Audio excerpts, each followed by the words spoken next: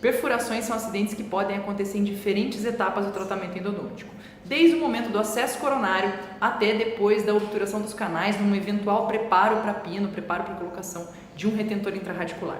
E o primeiro passo para saber como manejar esse tipo de acidente da melhor forma é exatamente conhecer quais são então os tipos de perfurações existentes.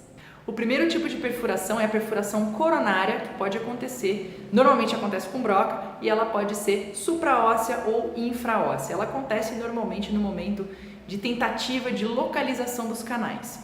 Quando ela é supraóssea, ela pode ser selada de maneira muito próxima ao que seria a restauração de uma lesão de cárie. Ela pode ser selada mesmo com resina composta.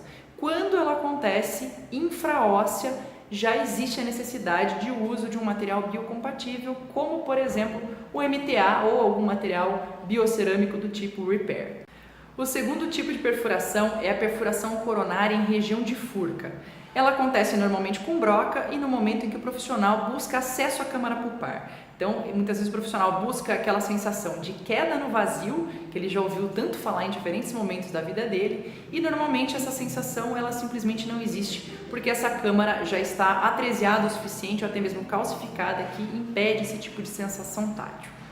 O selamento desse tipo de perfuração também fica por conta de materiais biocompatíveis como o MTA ou materiais biocerâmicos Repair, lembrando que dependendo da extensão dessa perfuração, quando existe uma perfuração de uma extensão um pouco maior, pode haver um real comprometimento do prognóstico desse dente. Isso porque os materiais utilizados para selamento, eles não são materiais que eles têm uma grande resistência mecânica.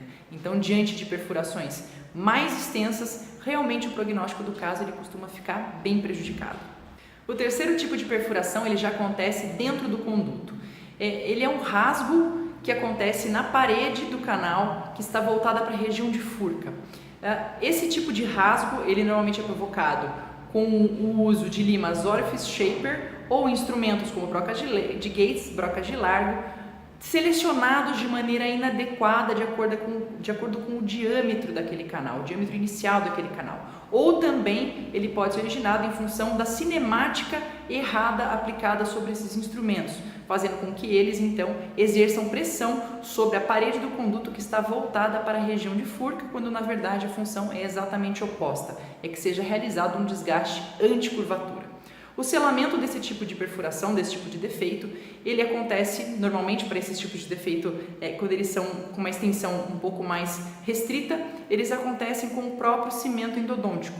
Aliás, muitas vezes o próprio profissional ele só se toca que houve aquele rasgo naquela parede de furca, já dentro do conduto, quando ele vê um pequeno extravasamento de cimento para a região. O quarto tipo de perfuração, também intracanal, é aquele que acontece normalmente em região após curvatura. Normalmente ele é derivado de um desvio ou de um degrau causado durante a instrumentação, onde o profissional, na tentativa de superar aquele obstáculo, aquele canal que parou de descer depois de um certo ponto, ele começa a aplicar mais pressão com o seu instrumento, com a sua lima.